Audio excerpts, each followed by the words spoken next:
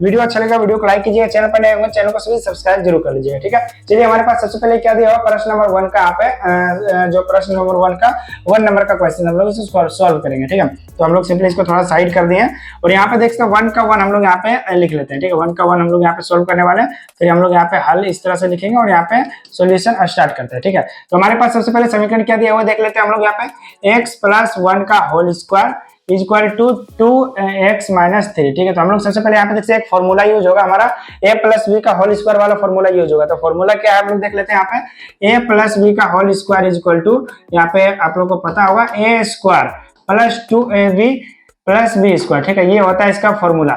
यहाँ पे थोड़ा मैं इस साइड कर लेता हूँ इसको ताकि आप लोग को अच्छे से दिख जाए।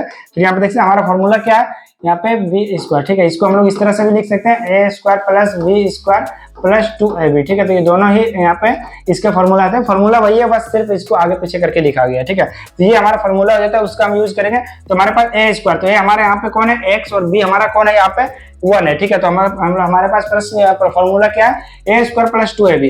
अगर हम लोग डायरेक्ट यहाँ फॉर्मूला अगर यहाँ भी लिखना चाहें तो लिख सकते हैं, अदरवाइज डायरेक्टली फॉर्मूला का भी यूज कर सकते हैं। ठीक है, तो हम लोग क्या करेंगे a² का अगर हम लोग को यहाँ पे मान लिखना हो तो हम लोग क्या लिखेंगे x² + 2ab। ठीक है, 2ab मींस क्या हुआ 2 × x × 1। ठीक है, तो यहाँ पे क्या हो जाएगा 2x, 1 × 2 यहाँ पे 2 हो जाएगा और यहाँ पे 2x यहाँ पे इस तरह से आ जाएगा। ठीक है, तो हमारे पास यहाँ पे हम 2ab का मान क्या लिख लेते हैं 2x। ठीक है, और प्लस 1 का स्क्वायर जिसे b², तो हमारा 1 का स्क्वायर इक्वल टू 1 ही हो जाता है, ये हो जाएगा। फिर यहाँ पे देखते हैं 2 × x, 2x हो जाएगा और माइनस 2 × 3।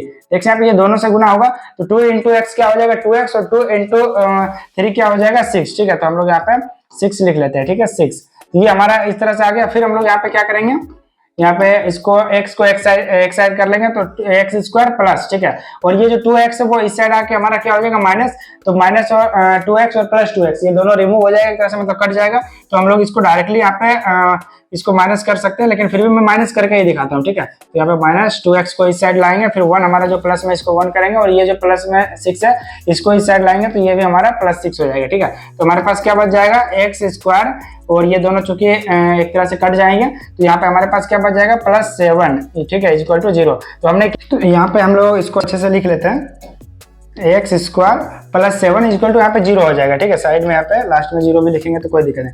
तो ये हमारे पास देखते हैं कुछ इस प्रकार से हमारे यहाँ पे एक समीकरण बन चुका है, जिससे कि हम लोग द्विघात समीकरण है या फिर नहीं है अब हम लोग को जांच करना है। तो अभी मैंने स्टार्टिंग में क्या बताया था कि हम लोग को जो यहाँ पे a और b और c जैसे एक तरह से जो पैटर्न है, तो a हमारा 0 के बराबर नहीं होना चाहिए। तो यहाँ पे देखते हैं a यहाँ पे x² है, तो इससे यहाँ पे साफ दिख रहा है कि ये एक द्विघात समीकरण है। ठीक है, और जो हमारा b है वो यहाँ पे किस पावर से, यहाँ पे देखते हैं x का मान नहीं है, तो इसका मतलब यहाँ पे क्या हो सकता है, यहाँ पे हम लोग देख लेते हैं थोड़ा, मुझे जैसे इस तरह से भी यहाँ पे हो सकता है। ठीक है, प्लस यहाँ पे 0 × x + 7 इक्वल टू 0। ठीक है, तो यहाँ पे 0x यहाँ पे जब गुना होगा तो ये 0 हो जाएगा, तो वही यहाँ पे x का मान हमारा नहीं दिया हुआ। ठीक है, तो हम लोग इसको किस पावर से लिख सकते हैं, तो यहाँ पे ये एक तरह से देखा जाए तो यहाँ पे द्विघात समीकरण है यहाँ पे। अब इसको हम लोग यहाँ पे आंसर किस पावर से लिखेंगे, ये तो हम लोग समीकरण निकाल दिए, अब आंसर को इस पावर से लिख सकते हैं, इसलिए यह द्विघात समीकरण है। ठीक है, यहाँ पे द्विघात हम लोग लिख देंगे, द्विघात समीकरण है। ठीक है, द्विघात समीकरण है। ठीक है,